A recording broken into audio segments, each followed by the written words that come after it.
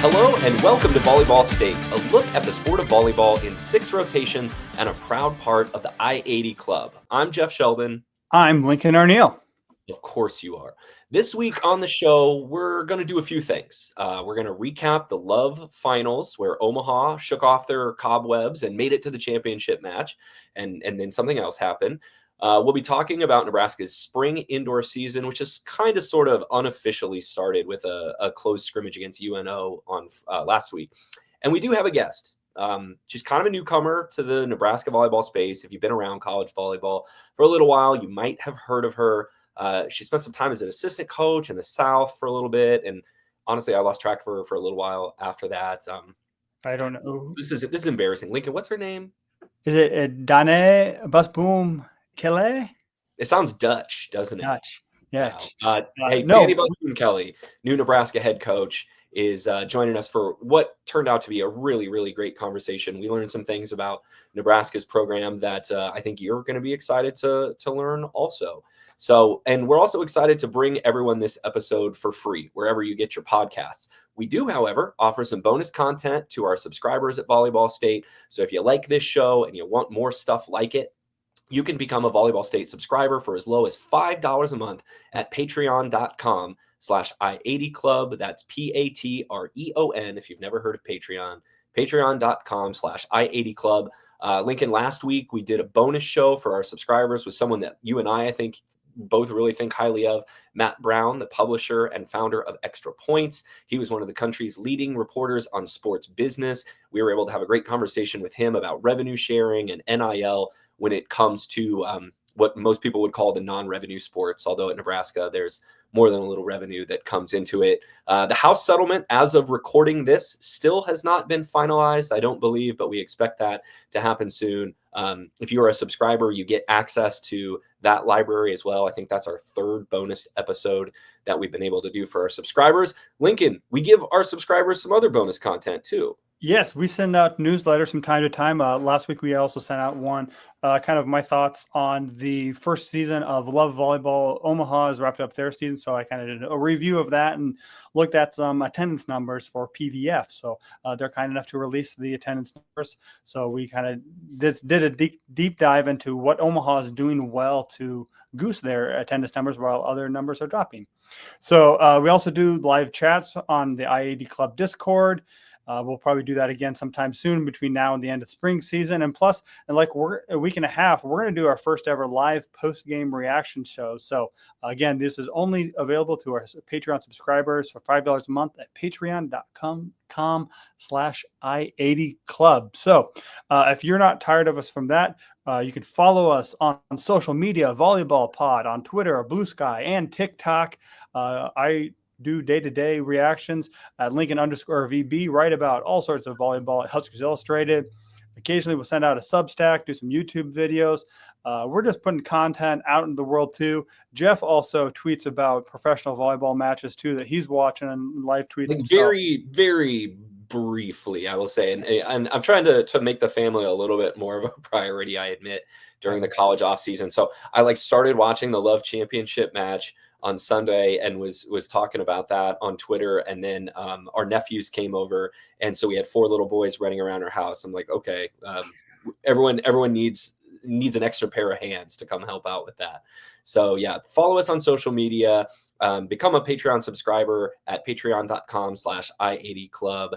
And we're going to be talking about a lot more stuff coming up later on in the show, but we're going to kick things off with our headliner, Nebraska head volleyball coach Dani Busboom Kelly, making her Volleyball State debut.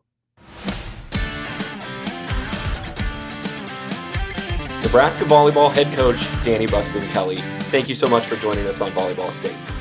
It's great to be here. How does that sound? Have you said it out loud enough that you're now used to it? Head Nebraska volleyball coach Dani Busboom Kelly. It sounds good, but I don't know. I don't really think about it like that.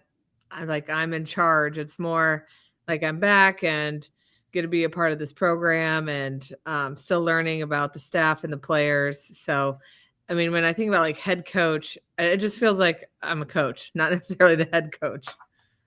Well, like, you're sitting in a very familiar chair. We talked to someone sitting in that chair with kind of that same backdrop, a couple months ago. I mean, tell us, Danny, how long has this been your dream job, and when did you first sort of start talking with John about wanting to be the next person to sit in that chair?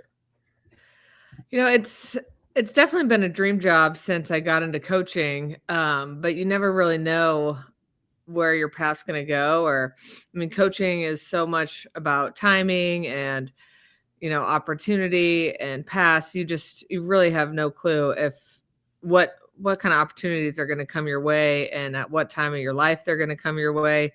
So, once I got to Louisville, it was like, okay, I'm going to do the best I can here and make this my quote unquote dream job and see what happens.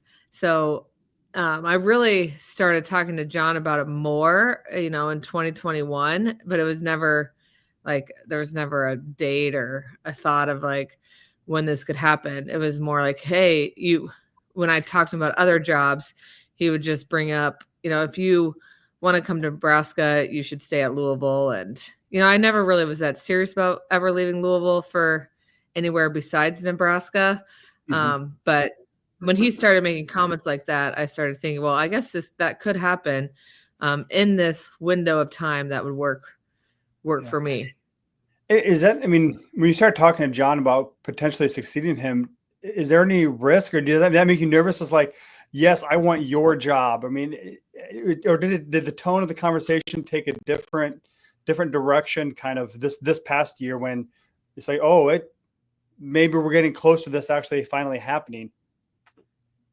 Yeah, I don't really know. It was never a thought of like I really want this to happen. It was more just talking to John, and I never really believed he would retire, to be honest. It's like I went about my daily life, and my job in Louisville, like this wasn't going to happen anytime soon. And but when it got really serious after Christmas, really is when it started getting serious. It was like, wow, this might happen. And then the tone was more like, are you sure you want this job? Because, I think a lot of people know Louisville's a great place and it was a great gig. And it wasn't even though this Nebraska is my dream job and it's home. And even if it wasn't home, I think it's most people's dream job who work in the volleyball world. But it still wasn't, a complete no brainer. Like there's no way I would ever turn it down. So Yeah, if it wasn't a no-brainer, sort of what all had to line up to make this the right situation and the right time? I really wanted to finish out like through the Final Four in Louisville. When I got hired, that was announced shortly after, like maybe a year after that, it was going to be in Louisville in 2024. And I was hoping I wouldn't have to pick between coming to Nebraska or giving up and giving up that Final Four opportunity. Cause I knew, a few years ago, I knew we'd have a team that could potentially make it. And that could be a realistic goal. And then I think, personal life always plays into it a little bit, and having, my second child, and I think my husband was a hair concerned about having two young kids with no family nearby. So, I mean, that made it, really the icing on the cake for timing wise. And then I think the biggest thing is, wanting John to be happy with when he decides to leave and not feel like there's somebody pushing him to make a decision, or that, if his timing doesn't line up with mine, like then he can't retire when he wants. So it was kind of mainly those three things. You're right. Like going from one kid to two kids is an adjustment. Like y'all are playing man to man now, so it's nice that you got Exactly. some more teammates around who can maybe Yeah. help out with that. Just speaking real quick about the program you and your staff built at Louisville. I mean, they've been one of the most successful programs in the country over the last several years, and getting to play in that hometown Final Four must have been a great feeling. What were your conversations like over the last couple years with Dan Meskey, who was your top assistant at Louisville and is now the head coach at Louisville? Did you keep him pretty clued into the timing on things that might happen in the future? I mean, somewhat, I'm sure John felt the same way. You never know what an AD is going to want to do. And, you think that you're going to have some say, but you don't know for sure. But, as Dan was getting approached by other jobs, I knew he really loved Louisville and the city and would want to stay. So kind of like, let's make sure that job is really amazing before you take it, because this could be the job that you want could be open.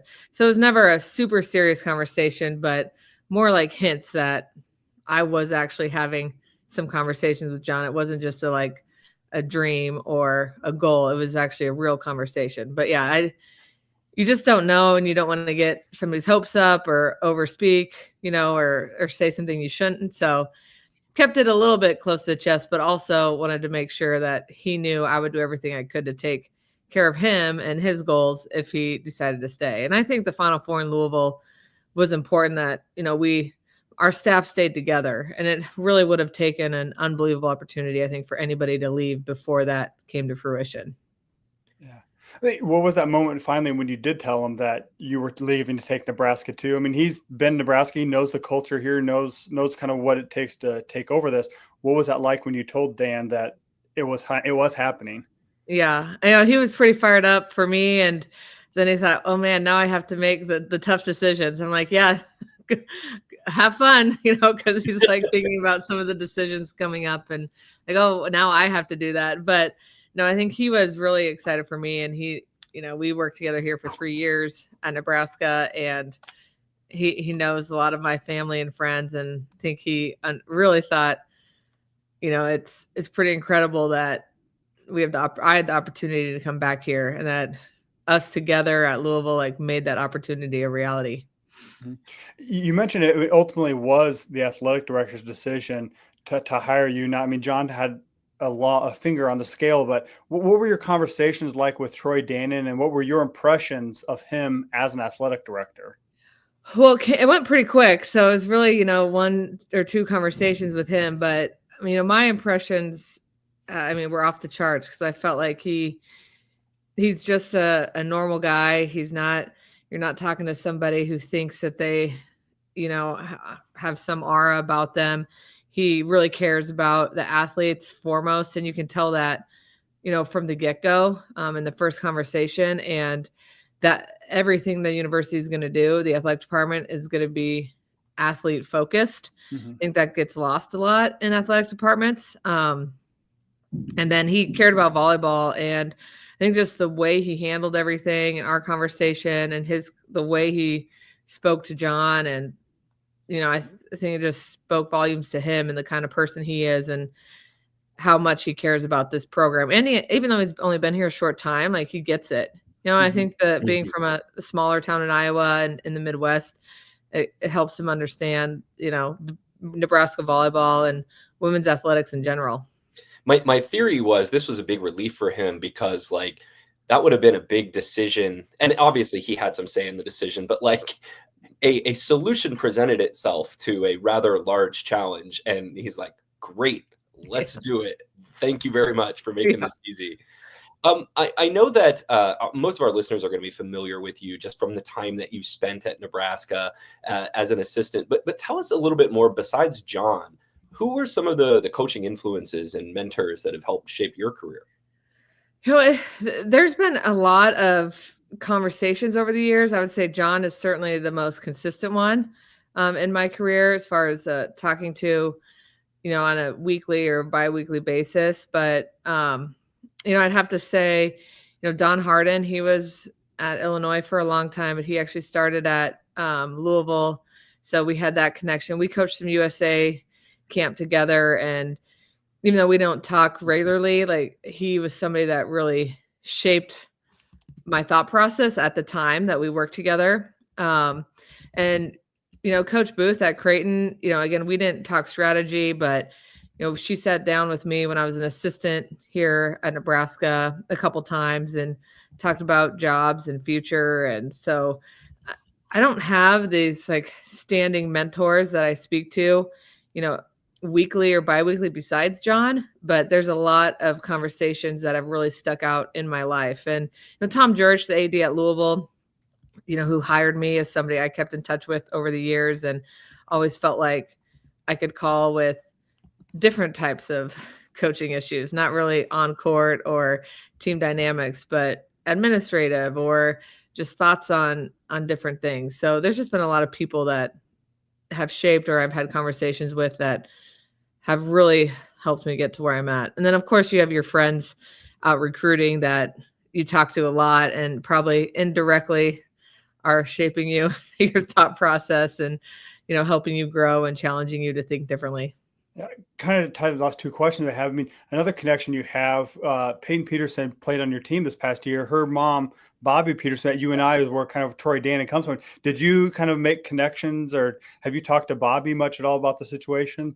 No, I didn't. It was because when we recruited her, of course she asked, "Are you going to go to Nebraska, anytime soon?" And it's like, well, I don't think so. That's not, I don't know when John's going to retire, but I think a lot of people just assumed that when he did, that I would have a great chance at that job. So we didn't talk about volleyball or the job in general. But it's funny, when we were recruiting Peyton, it was almost like I was getting on Zooms with her to talk about Louisville and, my style. And it was almost like a intimidation thing back and forth. I was like, oh my God, I'm talking to Bobby. Like, what's she going to think? And then she said she felt the same way. Like, oh, I'm talking to Dani. Like, should I ask her some other questions? So it's like this back and forth of, we were talking about Peyton, but also about trying to talk about culture and other volleyball, just normal coaching conversations. It's a recruiting conversation, or a conversation you'd have at the AVCA convention. Yeah, exactly. Same thing.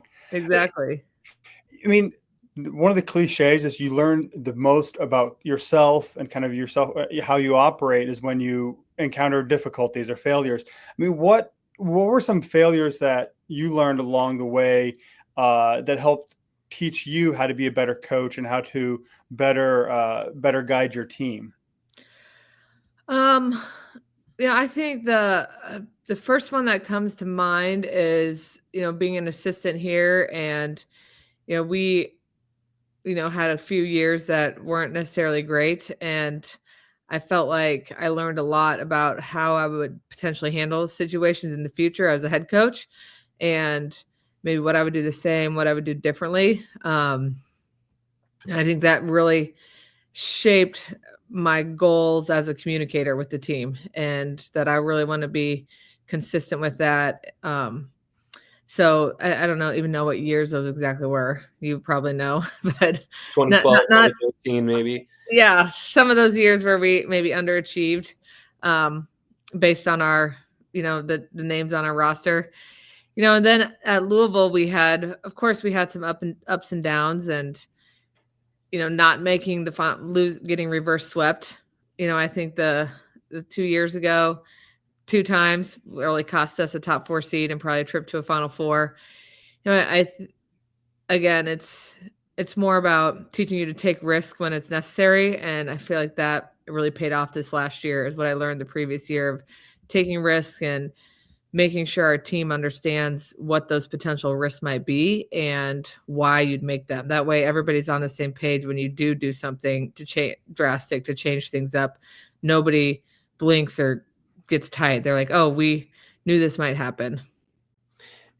Every program obviously is unique, and Nebraska maybe has some things about it that make it, I don't know if you can say the most unique about programs in the country. But what have you seen so far that is portable to Nebraska from Louisville, from your coaching style, your system, the way that you like to operate, and what is unique about Nebraska that you might have to adjust to, whether that's a positive or negative? I think a lot of things are portable. Our staff in Nebraska is pretty great. And the way, I want practice to flow and the way I want it ran is just seamless, because the staff is really well prepared here and ready to take on new challenges and to be creative on their own. So that's been amazing. And I think the culture of the team, and this might be a surprise, I don't really know what I would call it, but the culture here is really great, and the team is super tight. And I've just been really impressed with, I guess, their vibe as a team. And I didn't really know what to expect. And I do think when you come from a program you've built, and obviously I think really highly of the team at Louisville, and I'm like, oh, nobody's going to have it as good as we had it at Louisville. Well, then you get here and I'm like, oh, wow, this is really good too. So it wasn't, it was a pleasant surprise, or I was just been really impressed with them. But something that's new, the attention to detail at Nebraska is, you forget a little bit when you go away. When you come back, it's like, wow, it's impressive. And then of course the fans and just the excitement around the program and people wanting to learn and be a part of it. It's a lot, but it's what makes this place, one of the things that makes it so special. Mm-hmm. One of the things I think that you really had strong at Louisville was you had a very strong jacket game. Your blazers were always great and stylish. Can we expect the same at Nebraska, or do you have anything new on the works in that area? Well, I feel like I wish I would have never started that and I could just wear a quarter zip, but I'll probably keep up the blazer game. Luckily, a lot of the colors transfer, so people in Nebraska haven't seen that many of them. So we'll get them in the rotation. Because you had an Adidas, was that a Louis Vuitton, or what was that? That was a Gucci. Gucci, there you go. Yeah, that was actually given to me by Adidas. It was a surprise of that first Final Four, maybe the second one in Omaha. So that was a great surprise. I have not gotten another one into Adidas. I'm always open to that, those type of gifts. You can always go back, right? As we get older, we just get a little more casual. Like you could show up in a quarter zip. I don't know that the judgment would be that harsh. Oh, Harper Murray's already asked me what I'm wearing to the Kansas game. And I'm like, well, that will be probably whatever fits me. So there will not be a fancy outfit for the spring game. Well, it's good to know that your current players are looking out for you already in your drip, as they say. Exactly. You've been around the current players now for a couple months, and obviously getting to know them is going to be a really big priority. What do you like about the group that you've gotten to know at Nebraska? You already mentioned kind of their vibe, but what do you think of them on the court?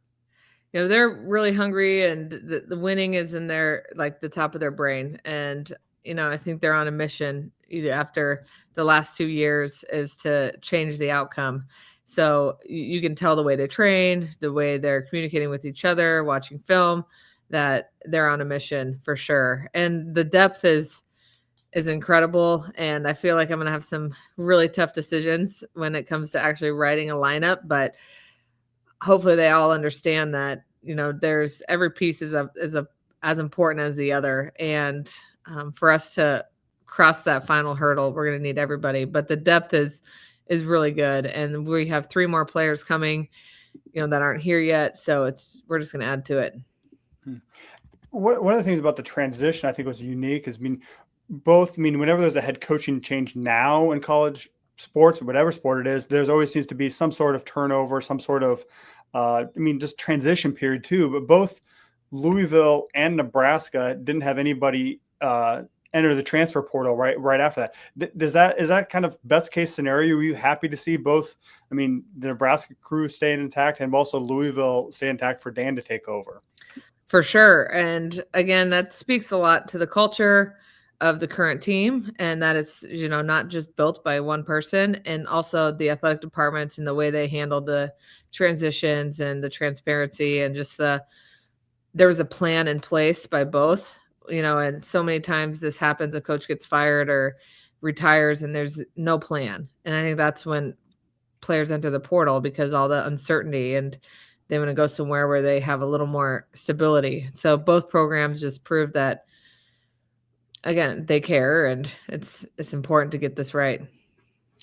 Your first exposure to the program, just kind of in an on-court setting, has been this spring with the beach season. Did you enjoy that, being able to, I don't know if easing in is the right term, but to be around the team without having to necessarily put out lineups every day and go to some colorful places? Was that sort of a unique way? Did you like being able to start your time around these players that way? At first I didn't, because I was pretty antsy to see everybody, because obviously there's freshmen here that I hadn't seen play in a few years. And, obviously the transition from club to college is different. There was some players that didn't get playing time last year that I haven't seen play in multiple years. So you're out on the road recruiting, trying to evaluate younger players, but you haven't even seen the players in your gym. So that was a little bit challenging of, what actually do we need or want. But as the beach season went on, I did really enjoy it. And I thought it was huge for Kelly and Jalen and the team to ease into this and let, them do the coaching. I got to watch them a lot, not only the players, but the staff. And then I got to really get to know them a little bit more on a personal level without worrying about writing a practice or, getting on somebody or, like you said, making different lineups. So it was really nice, but I was very happy when it ended and we were moving on to indoor. Even though you got that nice trip out to Hawaii. Well, that was great, of course. Are you still planning on Nebraska kind of famously uses beach to cross train its indoor athletes? Is that something you see value in and you want to continue, or is that something that might get reevaluated? I see value in it, but with everything in athletics right now, it's probably going to get reevaluated each year. So we'll see. But as of now, we're planning to continue it at least one more year and take it year by year. But of course, there's a different budget impact when it comes to beach. And, if you're spending money on something, you want to be hoping to win in that sport and not just doing it for fun. So I think there's both. It has so many positives. And then there's some things that you might on the outside look and think, well, that doesn't make a ton of sense. But I'm pretty sure, not 100%, but, about 90% sure that we'll be doing beach again next year. One of the other things that came out of the beach season, that Hawaii trip too, is you got to participate in TikTok with Harper. I mean, did you really think that you were officially part of the Husker volleyball program when you filmed that TikTok? Yes, when she invited me to be in TikTok, I was like, okay, we're gonna be good here. Yes. How many takes did that take you? Only a couple. I just said I'll be in TikToks, but I'm not doing any dancing ever. Nobody wants to see that. I think obviously one of the things that Nebraska volleyball fans are most excited to see is what is Nebraska going to look like on the court under Dani's leadership? Do you have an idea or an explanation of what exactly you want Nebraska volleyball to mean from a style perspective? No, I don't think there's something you can put into words what that would look like. I don't think it's going to be this drastic change because Nebraska is making it to national championship games. So what I'm not going to come in here and completely change everything. There's a lot that's going great, but I want to go a little bit faster and I want our team to play with a lot of joy, and I'm pretty notorious for making changes quickly. So I think everybody on our team will need to be ready on the bench for anything. And those are just some things that might be a little different than the past. But again, this isn't going to be some drastic change where people are looking like, oh, wow, I've never seen this before. Or, where'd this come from? Or this is brand new. I think it's just going to be little tweaks here and there that maybe the true volleyball fans will notice, but not somebody who's been, a casual fan for a few years. For sure. I mean, what overall do you want to get out of this spring too? Is this still part of the acclimation period and getting to know each other? I mean, after that match in Ord, what do you want the team to have accomplished? Where do you want them to be? I want them to be really confident and understanding what I'm looking for on a daily basis and how we can balance being great volleyball players, being great students, and having a life outside of volleyball. So I want them to understand those expectations. I also want all of them to feel extremely comfortable to come and talk to me. I think that's one of the hardest things to establish. Is every coach says, "Oh, my door's always open," but athletes typically don't view it that way. So I want them to feel like if there's any no question's a dumb question, or no conversation is less important. So that's going to be really important. But from just a physical standpoint, I want us to be super, super aggressive. And I already talked about taking some risks, and I do not want us to be scared to take risks. And it's a short time, so we really only have 2 more opponents, but I'm hoping that comes out and in some of our play. And we're already talking about like, no, we're not going to tip. We're not going to tip anymore.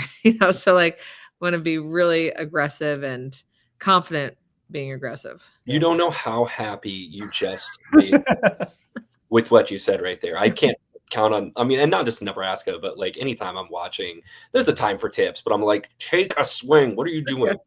For sure. For sure. Yeah. Hey, Nebraska had its first close scrimmage against UNO Omaha last Friday night.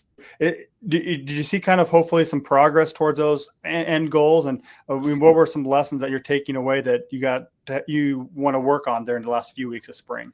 Yeah, I definitely saw progress. I thought our setters were awesome, and we kind of stuck with 2 different lineups in that game, and each lineup played 2 sets, so everybody got to play. And I thought our setters were great. Again, taking more risks, forcing the middle.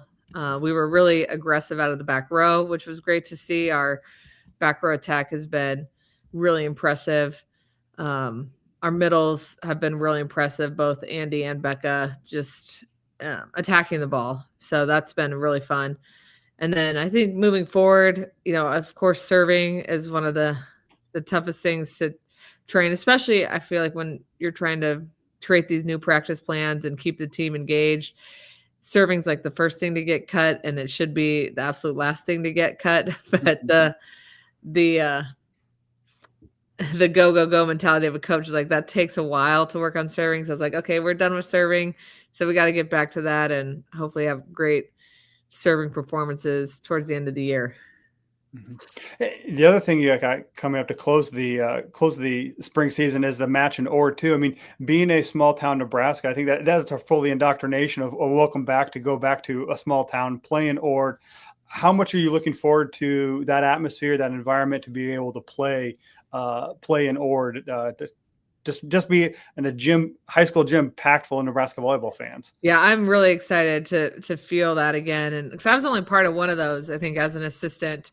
One of the first ones, and just that it means so much to the people in Ord, and it's a different feeling for our players, and they'll have a different emotion, which I think is really important and good for us all. So I'm really looking forward to it. It is on the day of the Kentucky Derby, though. So just so in the future, everybody knows there will not be spring games on the Kentucky Derby day. It's important. We have plenty of days in the spring, so. Yeah. We can find as a Louisvillian, weren't you bigger into like Thurby instead of the Derby? Of course. Oh, I went every day because it's so fun. Thurby, Oaks, and Derby. I've seen the Tuesday pictures. Or Wednesday. So. A lot of hats you need to have. I do have a lot of hats, so I'm hoping there'll be at least places to go where I can wear those the Derby week here in Nebraska. One of the other things that you mentioned, walking into a program at Nebraska that had a staff largely intact. I believe you still have one assistant coach vacancy. Is that correct? Because there's 3 assistant coaching positions. Well, Brennan Hager was on staff here, as a temp, when Jordan left, he was a GA. And so he's been technically on staff for the last 3 months since I've been here. And he's been doing a great job. So the chance of me making a change before the season is very, very slim. So there's some things we have to do to make that official, but I really felt like, Troy gave me the green light to hire whoever I wanted and whatever level I wanted, but I really wanted to get here and see what this team needed and see what I needed. And I didn't want to jump into anything and make some drastic moves just to make them. Again, I was, as much as I love the staff at Louisville, and they're not only amazing coaches, but some of my best friends, I was excited to work with new people and to challenge myself, but also learn from a whole new staff and again, see what they can bring to the table.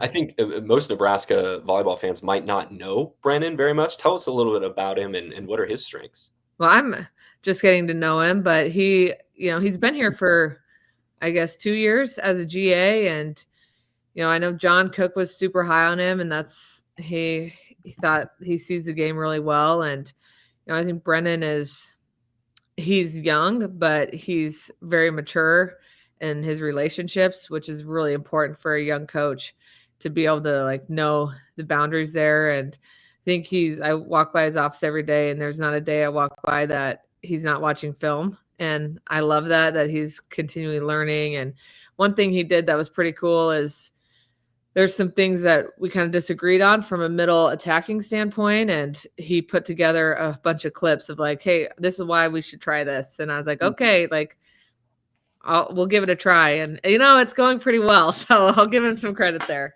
Yeah. I mean, what else have you kind of learned? I mean, you've known Jalen and Kelly a little bit, just kind of running in the coaching circles too. What else have you learned from them, kind of getting to know them and working in a more intimate day-to-day basis? They're both just really talented in very different ways. So Jalen's a lot more vocal than I thought he would be. And not that, I mean, from this, you're looking at me like, are you serious, Dani? Not in games. Just to give you a little context, Jalen was the longest interview we ever recorded for this podcast. Well, I can't imagine an interview. And we may have asked him like 6 questions. I don't mean in the conversational standpoint. Okay. I mean, in the gym, we're talking here. So, and I think he can really train any position. So he's training the outside hitters, and it looks like he's having fun doing that and training passing, which he hasn't done at Nebraska since he's been here.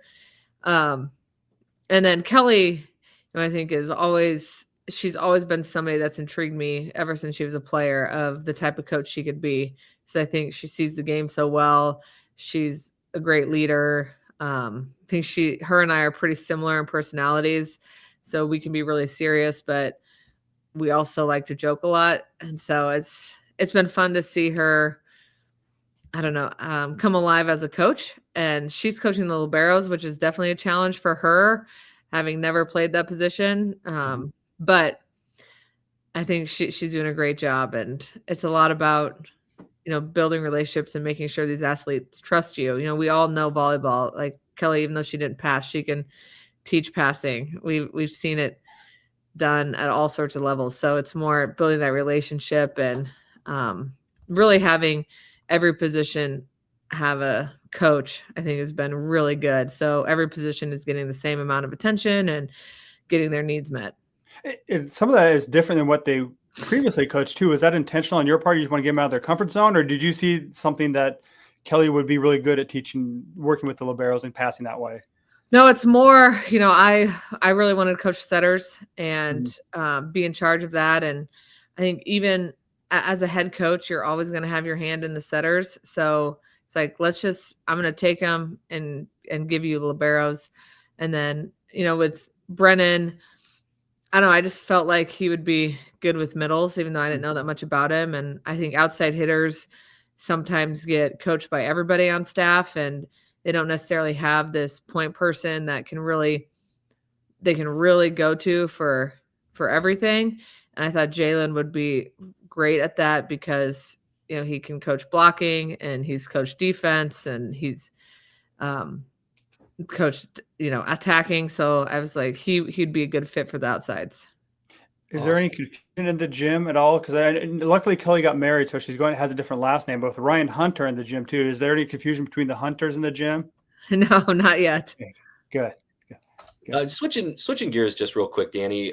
I know you've been at both the League One volleyball matches in Omaha and the PVF matches with the Supernovas spring. What's been your quick takeaways from watching professional volleyball as these leagues continue to grow here in the U.S.?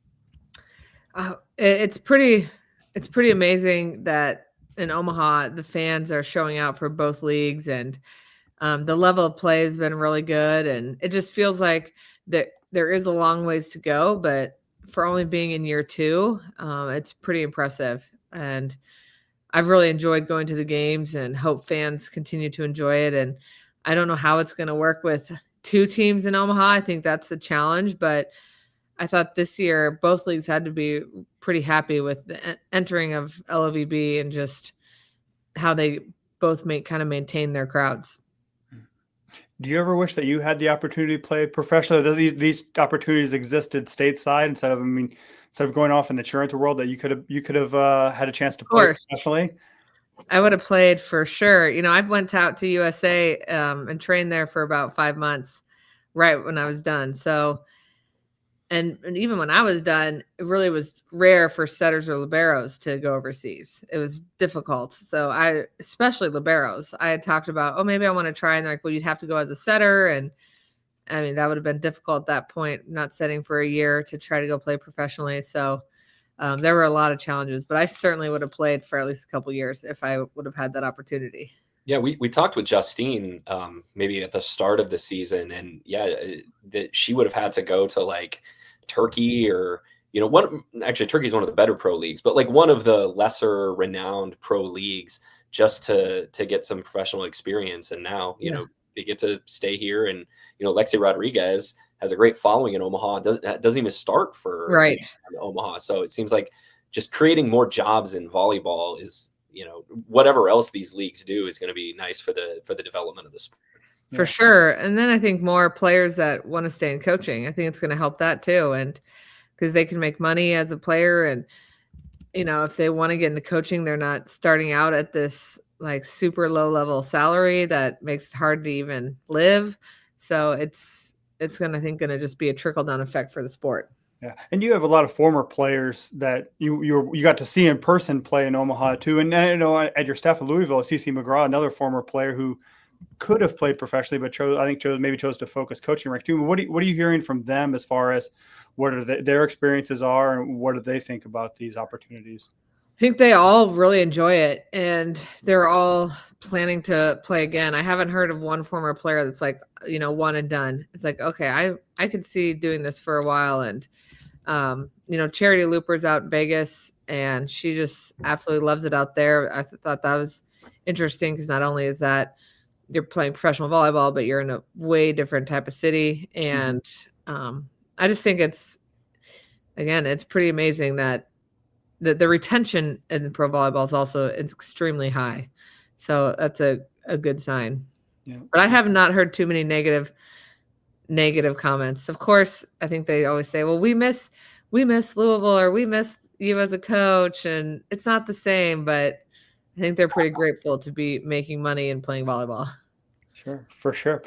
One of the things one of the challenges that you face coming ahead too, is the schedule that John left you. Have you had a chance to thank him for the schedule? Yeah, I already tried to get out of some of those games, and it couldn't happen. So I was like, are you kidding me? Like Pitt, Stanford, and Kentucky, right? First 3 games, that's I can't get away from them. Yeah, was China busy? Could you not play Italy to start the season? I know. I thought that was – I had known about the Pitt and Stanford thing because of the AVCA, but I didn't know that Nebraska was playing Kentucky. So when I got that, I'm like, really, John? Like Kentucky again?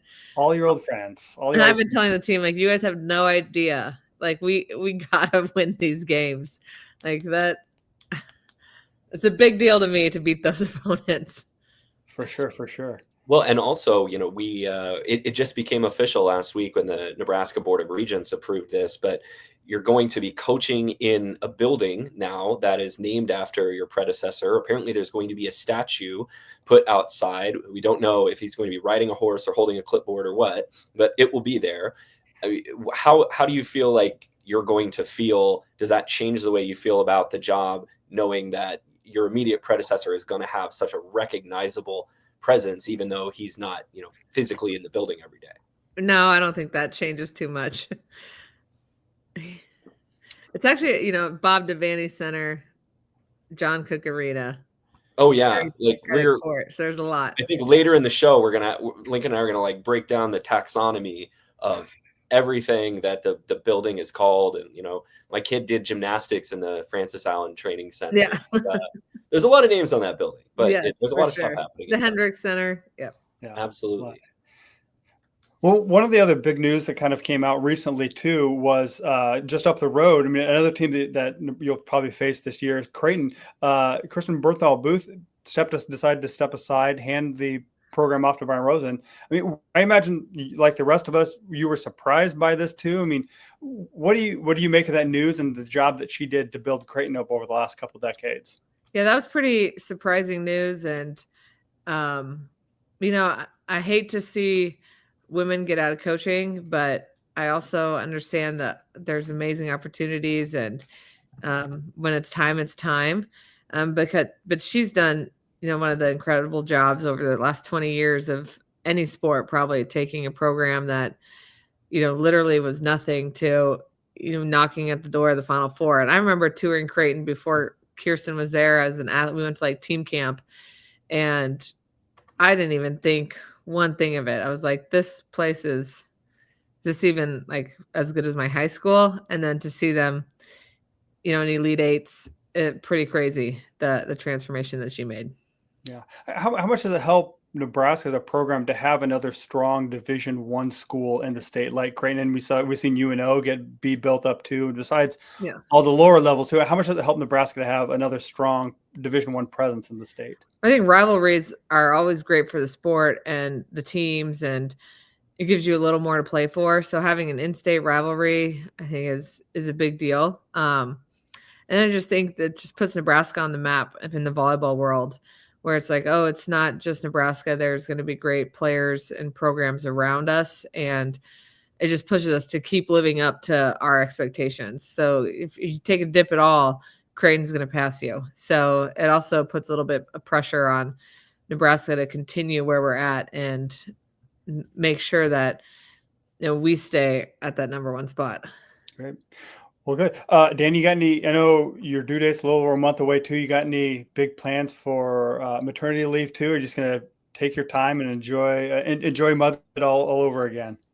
I'll probably take my time. So no big plans. We'll have camps here, so I'm sure I'll pop in and out, but I'm looking forward to seeing my 3-year-old Boone as a brother, and we still have a lot to do to get settled with the house. So it's going to take May and June to really get a lot of that stuff done.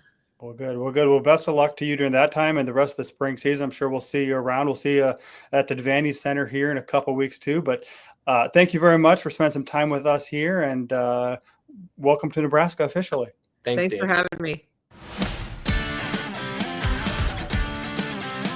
Dani Busboom, Kelly, Lincoln, delightful. I thought. What a great chat. Just early on a Tuesday morning. 2 days, and she was awesome. Yeah, for sure. Yeah, great interview. I mean, I think that's one thing I've learned about Dani watching her at Louisville too, is she's honest, direct, isn't afraid to say what's on her mind too. And I mean, occasionally, everyone speaks and coach speak every now and then, but I think she's a very direct and very personable communicator as well too, which we saw that. So that was a rotation one. Let's go to rotation two, give our kind of our thoughts and reactions to that interview. So Jeff, what really stood out to you? What were some takeaways that you had? What's the big headliner from Dani's conversation? Well, just first of all, real quick, one thing I was thinking as we were starting that interview, and she was talking about sitting in the big chair, the John, previously occupied by John Cook. Just on a personal level, I think this is kind of cool. I think I first became aware of Dani when she was an athlete in high school, because she's down from my part of the world in Southeast Nebraska, and I'm a little bit older than her, but I knew of her as a high school basketball and volleyball star. And then when she came back, I believe from Louisville, to become an assistant with Nebraska back in, I forget, 2011 or 2012, this is when they still played in the Coliseum. And so they gave Dani like the newcomer's office over in the Coliseum. I'm pretty sure it may have like stored mops and detergent before they moved her in. And I did an interview with her back then. So, I mean, we've all kind of come a long way from all those years ago. And it was really cool to get to talk to her now in this new role. The biggest things, honestly, that I came away from the interview, first of all, was the assistant coaching responsibilities are shuffled up a little bit. And I'm glad that she went into that for us. I actually struggled to keep that straight kind of when she was going through it. So she cleared it up afterward for us a little bit off air, but just to go through it, Jalen Reyes, who used to work with the ball handlers, the defensive specialists before, is now going to be working with the outside hitters. Dani is going to be handling training the setters. So that means Kelly Hunter Natter is going to be moving to Jalen's old responsibilities and coaching the littles, the DSs and the liberos. And then Brennan Hagar, who is occupying that third assistant coaching spot. And maybe that was another surprise too, is it sounds like he's going to have the full-time gig for at least this season. He's working with the middle blockers and has already made an strong impression on Dani by, jumping in with some coaching ideas that they're trying out. So that's kind of the assistant coaching responsibilities now, and that's a little bit of a change from when John Cook was running the show. Yeah, I think that it's changes, but I think that you look at this, it happens a lot of the time in football too, where people change our position coaches, they move offense and defense side, they move around too. And I think it creates a lot more well-rounded coach too. I mean, you look at what Dani did as a player too. I mean, she was a setter, moved to libero too, and that kind of gives her both sides of the coin to be able to understand what's going on when you're on offense and defense. And I think for Jalen, it's really exciting, the possibilities there too. I mean, he has been kind of the defensive coordinator for Nebraska for the last few years, and he's still going to work with the outside hitter as far as their passing, but also give them a lot more attention as far as their attacking too. I know Jordan Larson worked with them last year too, and she's one of the all-time greats for that position too. But it's going to be interesting to see what he can do and kind of mold them and be able to help them develop and grow as an attacker too, which we haven't seen a lot from the outside hitters do that. Well, and that's what I want to keep, probably my closest eye on this fall is you're taking your defensive coordinator and Jalen Reyes and you're putting him basically in charge of your attacking positions, or the positions that get the most attacks. And Nebraska really needs to get better at developing their pin hitters. I don't know that you've had someone, maybe since like Ani Albright and Michaela Fecke, who really grew a ton from the time that they came to Nebraska to the time they left. And if you want to make an argument for Maddie Kubik, I would listen to that too. But, they've got 2 years left with Harper Murray. I think we've seen growth out of her. We've seen growth out of Harper, I think. But they have not. I think she's maximized, and Harper herself would probably tell you that she's got more growth to do, just like most college players do 2 years into their career. So I want to see, like, can Nebraska develop a pin hitter into a first team All-America level player. So would love to see that. And then, I want to see what it looks like with Dani herself coaching the setters. She said right away she wants to go faster. And if there was one sort of criticism of Nebraska's offense, not just from us, but from people who follow the sport, is that Nebraska ran a fairly unsophisticated, slower tempo offense the last couple years. And for better or worse, we're going to see something a little different this year. Yeah, that was one of my big takeaway from the Final Four. During the first match, that Pitt-Louisville match, the Nebraska media members were sent kind of the overflow, which is at the top of the bowl at the end line. And that's where I really got appreciation for everything that Louisville's trying to do. They run a lot more intricate offense too, or a lot more crossing patterns, a lot more fake deke runs. So I think that's the other interesting part too. And I think the other thing that Dani said, and almost jokingly too, that she's known for her quick hook. So I think that means you talk about the depth that Nebraska has too. I think they're going to get opportunities to play a lot of people that just because you're not starting the match doesn't mean that you won't be called upon to have a key role and really help what they're trying to do. Well, and we didn't ask her specifically about like scheme. Dani ran a 6-2 at Louisville the last couple years, which does get more players into the match. She did not mention looking at doing that at Nebraska. And I guess, quite honestly, I don't expect them to do that. Nobody's told me that, but you've got Bergen Riley as your returning setter, and then Campbell Flynn comes in as a true freshman. A 6-2 would certainly be a way to get more players into the match, but you got to feel like you've got multiple opposite can play. And one thing I did remember Dani saying was that they felt really good about their back row attack. And you can kind of lose one of those back row attacking positions if you're running a 6-2 as well. You're just less likely to see it. Yeah. Yeah, and I think that a lot depends on what Ryan Hunter's doing, and we've heard good things about her from the first spring match too. So the last takeaway that we'll kind of talk about here too is I wanted to ask about this because Dani came from a program in Louisville that did not have a beach program, and she worked with the beach program when she was an assistant in Nebraska too, and was one of the main coaches with the program there. But I mean, as everything else in the college sporting world right now too, the future is up in the air too. I think that they've committed at least through the 2026 season too, but it'll be year to year too. I think it's hard to look at it because it's a drain. They aren't competing for championships. It's purely expense. Pure expense too. But I mean, I think the positives it does bring is it's a break in the body, and also it's a built-in team.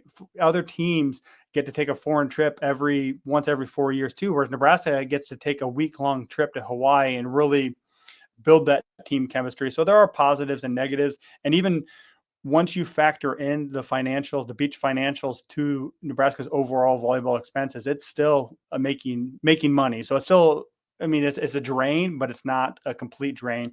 Yeah. And also for Title IX numbers too, they get to count those athletes twice in the female athlete number. So I don't know how that weighs in there too, with the Title IX factors too. But there's some interesting accounting things that having a beach volleyball program allows Nebraska to do. Although, just in my opinion, it wouldn't surprise me to see beach go away, or at least it's scheduled to be drastically reconfigured. You know, you send a group of young women and coaching staff out to California and Hawaii for a week at a time. Like, those bills add up.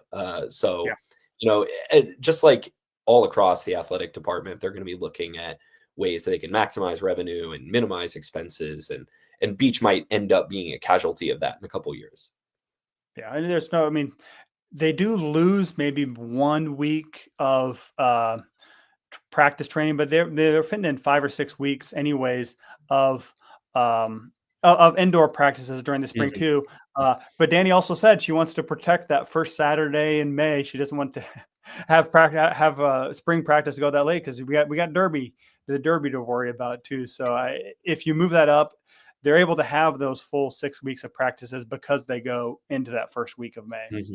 Yeah, I mean, maybe we could hold a derby party. Like, I would rather go to a derby party than a indoor exhibition volleyball match. That's one of the things you could tell about Dani is, like, she likes to have fun. She's a fun person. I felt like I had one other thing.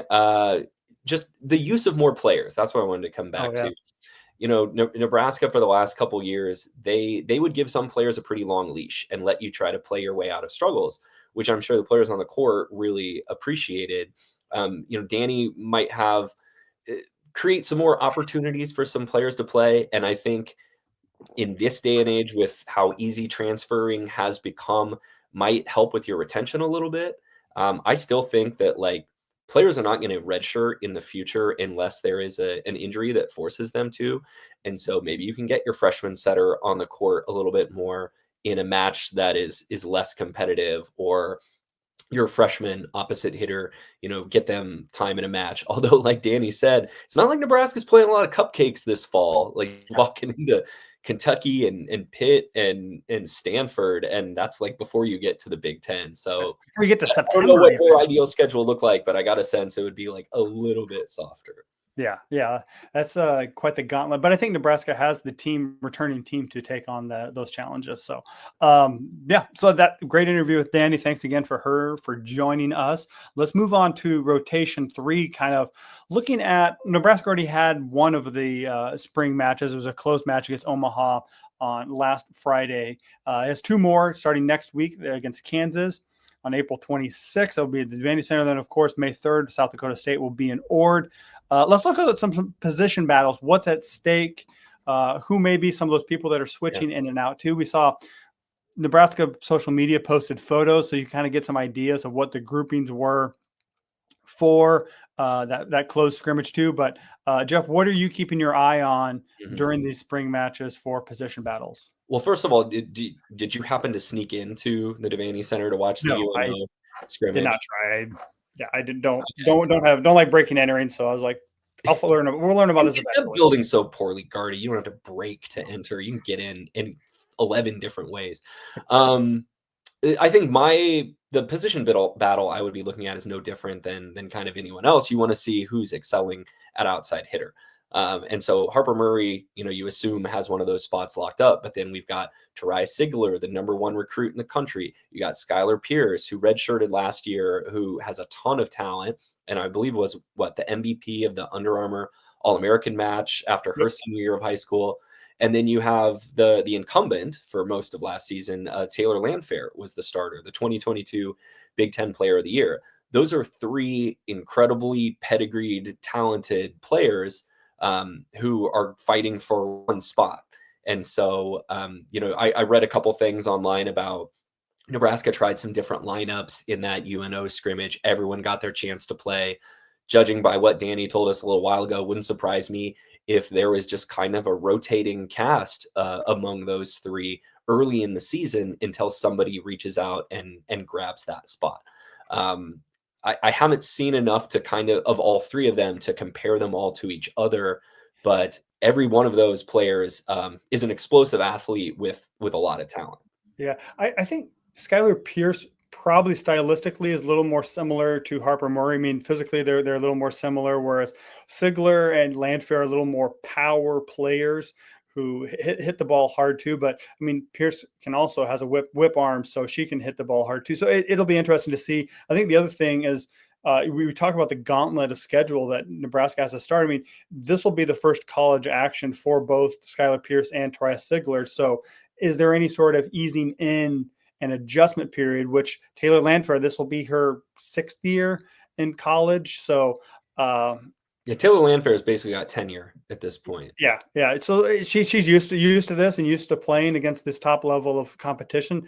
So it'll be easier for her to start the year and know what level of performance is needed against the Pitts, the Stanfords, the Kentuckys too, where Pierce and Sigler, it may take them a few matches, a few weeks to get up to speed too, but they're also training in a very elite gym too. So they may be ready to go right away too. So I think outside hitter, we'll see.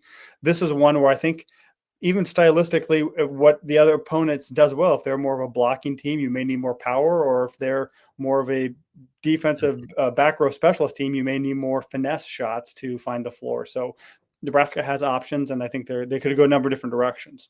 I have not been able to get in and watch practice. I don't know if you can even do that anymore. But one thing you do hear about from people who have been there, and I'm excited to see it in the Kansas match on the 26th, is Nebraska's incoming freshmen, the ones that are here, have big arms. You hear about Toriah Sigler, and the ball sounds different coming off her hand. I want to see Ryan Hunter. So Nebraska's freshman opposite hitter, who right now is the only opposite hitter on the roster, I believe. Yeah. She could get the full playing time in that Kansas match. I want to see what she looks like coming off that knee injury, because Ali Check, the transfer from Baylor, isn't going to arrive until this summer. So Hunter has a great chance to kind of reach out and get an incumbent's advantage, even though she's a true freshman, by being here in the spring. The other position I'm really interested to see where there's kind of a logjam at is the libero DS battle. You got Lainey Choboy, who's going to be a junior this year, Olivia Mauk, who's going to be a sophomore, who played a lot last season, Carrie Lambach, and I hope I'm pronouncing that right, excuse me, the true freshman who arrived early, and then Maisie Bosiger, who was a DS and came off the bench last year as well. So I would say of that position, it's probably between Choboy and Mauk as to who's going to earn the libero jersey. Although now you can have two liberos and just rotate them in and out. Yeah, you saw that a few times. I know Wisconsin did that a little bit, but you didn't really see it utilized that much. You have kind of a serve-receive specialist and then a defensive specialist if you're the team serving, and you kind of rotate in and out too. I've seen it a little bit in the pro rank. The spring is sometimes too.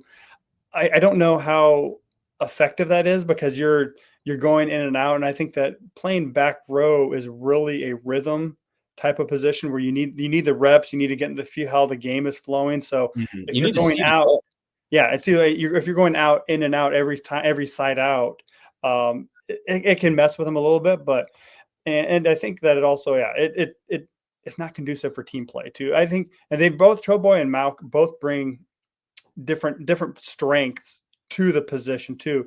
Choboy, who we've seen, is just, she plays with energy and emotion and passion. And I think John Cook always liked to say, when she's on your side of the net, she's going to get you just 3 points from her being out there, hyping up her teammates, hustling after the ball. She's worth it there too. Whereas Mauk, I think, is more in the Lexi Rodriguez mold of very steady. You know what you're going to get from her. She's not flashy, but she gets the job done and still makes really amazing plays too. So I don't think Nebraska has a wrong choice that they can make here. So I'm excited to see how it kind of unfolds. I mean, it might come down to who's the best server. Yeah. At least under John Cook, what he would say is the best 6 servers are going to play. So whoever can put more pressure on teams from the service line between Choboy, Mauk, Landbach, are probably going to do themselves an advantage by getting out there. Last thing I really want to look for, and again, I fully expect Bergen Riley to be the full-time starter at setter, but I want to see what Campbell Flynn looks like, the true freshman from Michigan. I work down on the UNL campus, and so like from time to time, I will see players crossing the street, and it was Campbell Flynn and Terai Sigler were actually crossing the street in front of me a week or so ago, and she's very tall. She is a 6'3" setter. She's going to be the tallest setter Nebraska's had in a long time. It was my first time to kind of see her in person. And so like, what does that look like from a blocking perspective when you've got a setter that's that tall? Having a left-handed setter gives you some certain advantages as well from a attacking perspective. We saw that from Micah Hancock in professional volleyball, one of the matches I was watching just this past week. Remind me, Lincoln, she's not the Austin setter. Do you remember Houston? Houston. Sorry, wrong Texas team. I knew they played Omaha somewhat last week, but just that ability to go over on 2 and catch teams off guard is an element of Nebraska's offense that they have not really featured in the last couple of years. So just seeing how the freshmen look is one of the big things I want to look for on the 26th. Yeah, we should say, because all setters will fit, their right hand will be closest to the net. Most of the time that's how setters are set up too. So if you're left-handed, it's a lot more easier. It's almost like a hook shot when you're going across it's the like net. having a left-handed first baseman in baseball. Yeah, it just is a lot more natural motion, whereas Bergen is a little bit aggressive, but she will either she turns her body or does like a deke set where instead of going perpendicular to her, she will go parallel and go across the net. So it's just that you can be a lot more offensive. Watch Micah Hancock, what Cameron Hayworth did with Indiana. She was another really good lefty. Was Mac Pedraza left-handed? I always remember Mac Pedraza being an aggressive setter, but I don't remember if she was left-handed. I watched her the last few weeks too, and I don't feel like she is. I don't know. Yeah, Hancock to me is sort of the gold standard of attacking setters that I always think of, being able to whip that ball over on 2. But that's something that Nebraska could feature on the day that Campbell Flynn steps onto the court. Yep. So that's what we're looking forward to. That we said we'll get to see Nebraska a couple times over the next 3 weeks. And that's the match on BTN, right? John Cook's going to be doing color commentary for that one. The first match, the Kansas match, will be on BTN, and then the May 3rd Ord match will be on Nebraska Public Media too. So, and BTN Plus for those of you not in the state. So everyone will have a chance to watch both those matches too, and we'll all get together and we'll talk about it afterwards too. So yeah, that's going to be our first. We're going to try to have that be our first live show for Patreon subscribers. Once again, patreon.com/I80 Club. Lincoln and I will go live right after that Nebraska-Kansas match and kind of give our quick thoughts. Mm-hmm. Let's move into rotation 4, move away from the college volleyball and into the professional ranks. I want to make sure that Omaha gets their flowers here in the League One Omaha for the struggles that they had during the regular season, where I think they lost 11 of 12 or 12 of 14. Perhaps both are true.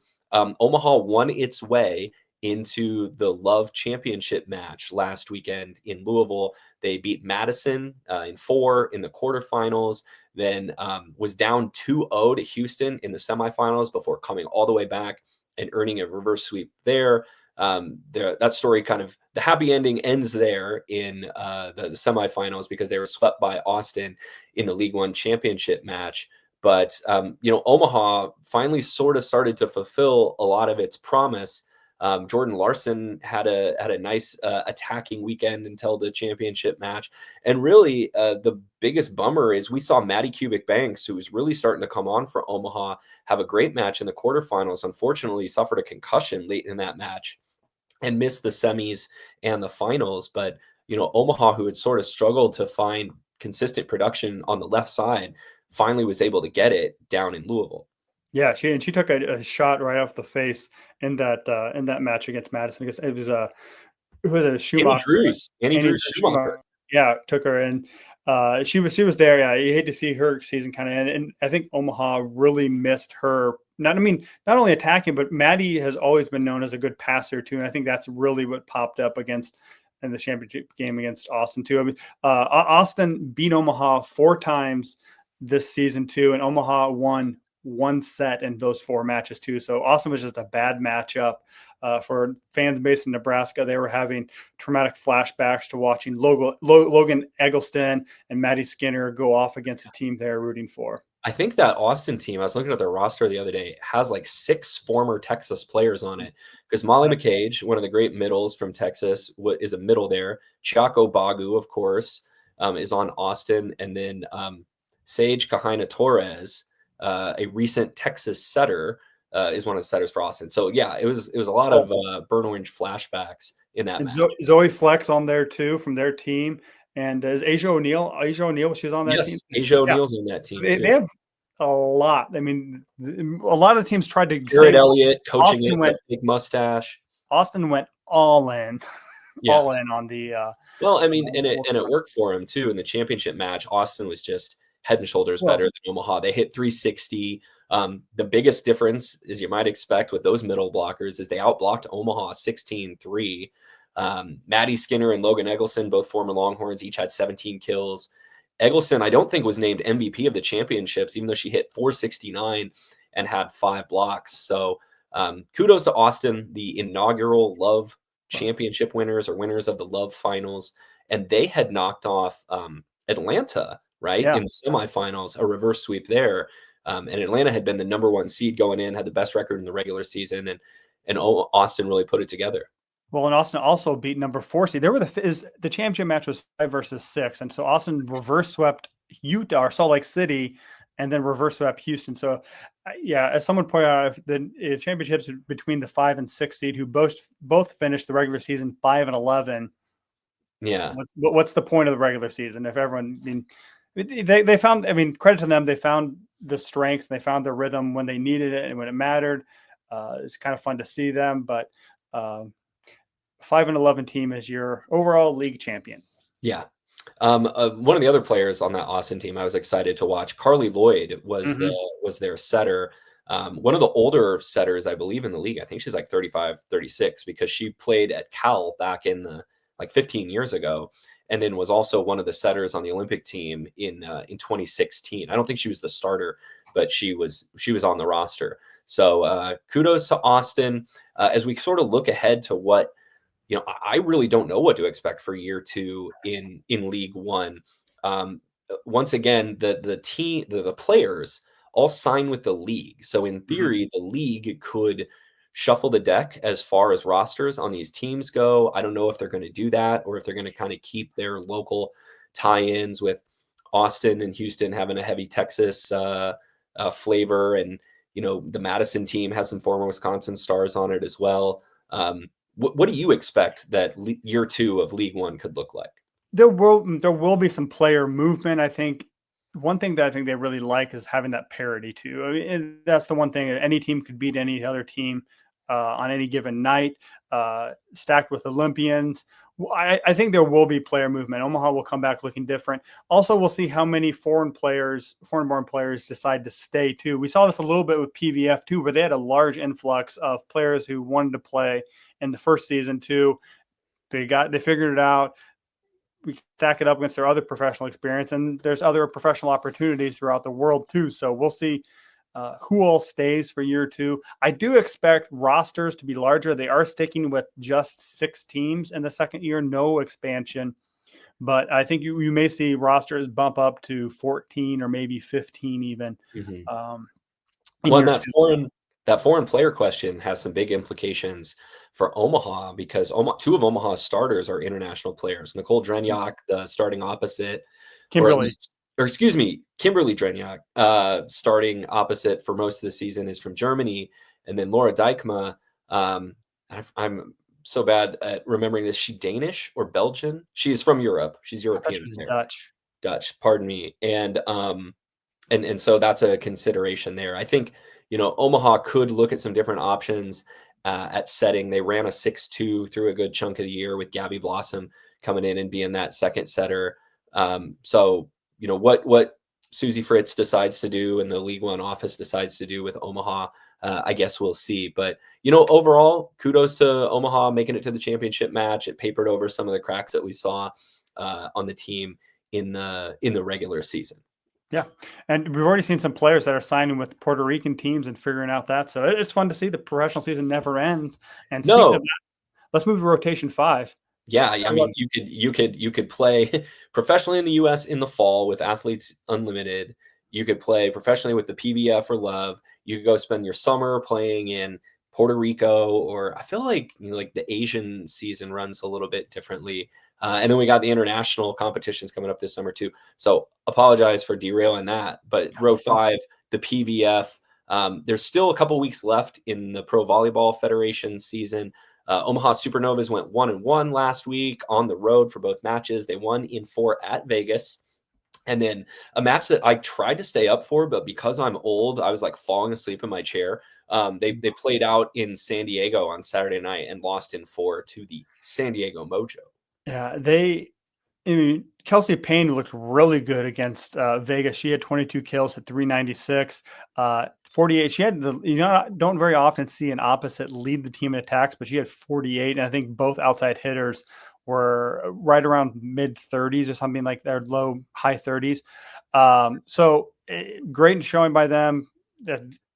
Omaha did with that win. They punched their ticket to the playoffs. So they'll be back. Vegas Thrill are hosting the playoffs that will be in about a month, and that arena just outside of Las Vegas. So hopefully good vibes in that building too. But the vibes were not, I mean, I feel weird talking about vibes when there's a team called the Vibe in the league. But they just looked off against San Diego. I mean, every single point they were working for, I don't know if it was fatigue or San Diego was just on a mission. Yeah. They started with Natalia Valentin Anderson, went to Mac Pedraza, then went back to Valentin Anderson. Phoebe Awol replaced Kayla Caffey at middle. Londot subbed in for Payne at outside hitter. Mm-hmm. Just the offense never looked consistent, and it kind of showed too. They also lost the 4th set 25-13, so it wasn't even that competitive. They kind of just wilted toward the end too. Yeah, it's a tough West Coast road trip. Also, you can win in Vegas, you can lose in Vegas too. San Diego also is one of America's finest cities. So it may be hard to stay focused and keep it all together on one of those trips. But a 1-1 week for Omaha. Lincoln, is the PVF finals or the PVF playoffs, is that a 4-team playoff? Top yes. 4 teams? So we know Omaha is going to be there. We know Atlanta is also qualified for them. Omaha's up. I think they have two fewer losses, the same number of wins as Atlanta going into this weekend. So Omaha will make up a couple matches here in the last few weeks of the regular season, but those 2 teams have qualified. It looks like Indy and Orlando are kind of the other 2 teams that inside tracks. There's a little bit of separation between 4 and 5. So I expect those 4 teams to be the ones that play in Vegas, which is hopefully they can draw some crowd with the local team not participating, because Vegas they're definitely below that gap and competing with Grand Rapids and Columbus to try to crawl up there. But I think the gap's too big. Yeah. A couple individual standouts we do want to make for the Supernovas last week. Caitlin Horde in the middle set a new league record for blocks in a season. And even though we've got 4 or 5 matches to go, she has 71 blocks on the season. So good on Caitlin Horde, the former Husker. And then another former Husker, Allie Batenhorst, has really been taking some big swings. And it's been really cool, honestly, Lincoln, to see Allie grow as an attacker just over the last couple of years. The senior season she spent at USC last fall. And then, she's really evolved into a go-to attacker and is getting some nice swings with the Supernovas. Yeah, she really looks good both out of from the left pin, but also out of the back row. I think that's really where she thrives too, because she has such a high attack point and is such a long athlete that she really can create some angles that create advantages for her. And I think she's swinging with a lot more confidence as well too. I mean, we saw flashes of this when she was playing in Nebraska too, but she really grew as an attacker working with Tyler Hildebrand at USC, and I think the Supernovas are saying that. I mean, she's kind of been interchangeable. Her and Reagan Cooper go depending on who has a hot hand, and as of late, it's been Batenhorst. And the attack percentage isn't always where you want it to be, but she's proven to be one of the more reliable attackers for the Supernovas. Yeah, if Omaha's getting decent passing, they've got plenty of weapons with Londot and Payne at opposite, Ali Batenhorst and the other outside, Brooke Nuneviller. Like, they've got some weapons. Yeah. Brooke, I think she's put in a good case. We'll see how things go over the final month, but she's put in a good case to be the league MVP. There's been a couple others that have challenged her. Brittany Abercrombie, Atlanta's been up and down too. But Leah Edmond, I think, is putting a good chance to defend her MVP from last year too. So it'll be a fun final month. All right. Hey, our final rotation 6. As we mentioned during our interview with Dani last week, the Nebraska Board of Regents approved, like they were going to do anything else, the naming the arena inside the Devaney Center John Cook Arena. So now we're going to have the John Cook Arena at the Bob Devaney Sports Center. And I forget if we joked about this on the show or if we just did it on social media, but we kind of called this when maybe as early as last fall, where we were talking about some ways that John was going to get recognized whenever he finally decided to hang it up. But, you know, the Terry Pettit Court inside the John Cook Arena at the Bob Devaney Sports Center, like, we've sort of run out of spaces there on Innovation Campus to name, but a really cool honor for John, sort of all of our joking aside. Yeah.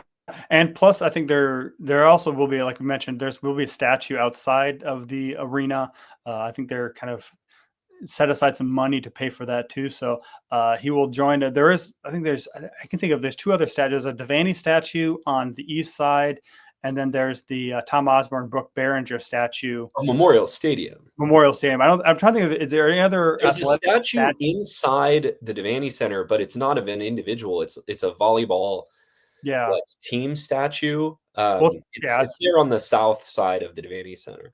Yeah, and it's kind of up on the top of the stairs too. And there's I'm trying to think of, but any other individuals that have statues and any Nebraska facility? I think just Osborne and Devaney are the only 2. So for Cook to get a statue, that's some pretty select company. And if you're wondering how this building has all these names, if you've never been to Lincoln or you're not a Nebraska sports supporter, you know, the Devaney Center is basically a complex. You've got the main arena that volleyball's played in, that basketball used to be in. That'll be the John Cook Arena. But there's also men's and women's basketball practice facilities, the Hendricks Center that's over on the west side, the wrestling room where Nebraska, national runner-up Nebraska wrestling team, does its workouts. There's an indoor track that's right there that's part of the complex. And then there's a swimming pool, a small one that the Nebraska swimming and diving team works out in. And then on the far north side, the brand new addition is the Francis Allen Training Complex for gymnastics. So, like, it is a compound of sports that all take place there at the Devaney Center. And they're building the brand new the outdoor track is right across the street. I know that's not part of the Devaney Center complex, but it's still part of the arena too. So I put a question down, kind of, what are we going to call us? I mean, people joke that are you going to call us the John? Because people call it the Bob. Is this going to be the John? Like, I'm going to go watch volleyball at the John, which has the derogatory term, relating to the bathroom. A little bit, yeah. Or you call us something like, you call us the kitchen. It's the test kitchen, the chef's area. Right, the cooking, cook zone. I don't know. It's like, it's a building that already exists, so it's hard to like get a new nickname, because everyone just calls it Devaney. Even if you're like going over to the gymnastics edition or the track, you're just like, I'm going to Devaney. So this might be a little hard to unseat legendary Bob Devaney there, but yeah, I don't know. Like, get at us in our mentions on social media or in the I-80 Club Discord. What would you nickname the John Cook Arena? You could call it, the JC Dome, or the Corral, if we wanted to really lean into the horse stuff, which I hope we don't. But yeah, this will be the first. I'm trying to picture where they're going to put this statue, because there's just like a long sidewalk that leads up to it. Maybe it goes outside, where on the south side. Mm-hmm. Exactly. I think out there makes more sense too. What's really gonna be interesting to see is what it's called, what's the AP style for this. I mean, what do they call it on First Reference? What do the local media outlets call it? Because I always would type Devaney Center, and my stories. Right. It's like Hawks Field at Haymarket Park or Bolin Stadium at Haymarket Park. Yeah. Athletics will have the way they want you to refer to it. I think colloquially it might end up being a little different. I wonder too if they're gonna they've got the names of all the All-Americans inside, and there's national championship banners. A lot of times in pro sports, at least with retired numbers, they will retire a coach's number. They'll put the coach up in the rafters too with their own banner. I wonder if they think of doing something like that for him. Well, and you brought this up too, but will wrestling have a permanent banner? I know I think they have other banners they bring down for when wrestling uses that. There's some temporary signage there. Do they find, does a national runner up, does that get a permanent banner in the volleyball venue? Nope, it all has to come up. I think the wrestling national champs are honored over outside the wrestling room. And now I feel bad, I can't picture it right now, but they had 2 individual national champions this year too, the Nebraska wrestling team, and that gets recognized over outside the wrestling room. Yeah, well, I assume they wouldn't be, because men's gymnastic also competes there too, and they have, I think, the most national championships of any program. They have 6. Of any men's team. Men's team, I think they definitely do. Nebraska. So I don't know. Yeah. I forgot to do bowling. Bowling finished 3rd, so they didn't add to their count last week. So unfortunately, they're still stuck at the same number. But yeah.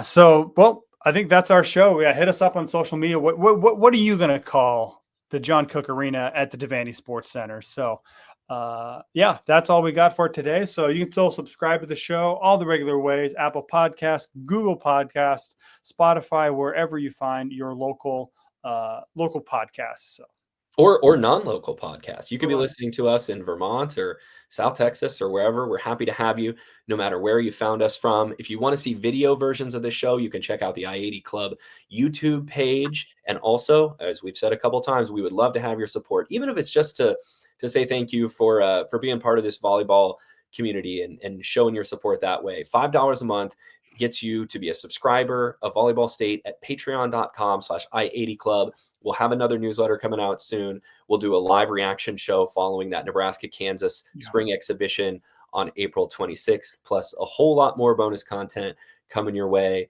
this fall as well. You can follow the show on social media. Sorry, Lincoln, did you want to jump in with something? I say, go read our Matt Brown interview. Is one of the best we've done. So I think even if volleyball or not, it's one of our best interviews we've done. So that's worth the price of admission for this month alone. Absolutely. You can follow us on social media, Twitter and Blue Sky. We're at Volleyball Pod. You can email the show your thoughts, criticisms, questions, guest ideas at volleyballstate@gmail.com. You can find me on social at @ByJeffSheldon. And Lincoln, how about you? I'm at Lincoln_VB on Twitter. You can find me on Blue Sky and Threads, everywhere you want. But we're out there. We're putting content out for you. And thank you for living in the Volleyball State.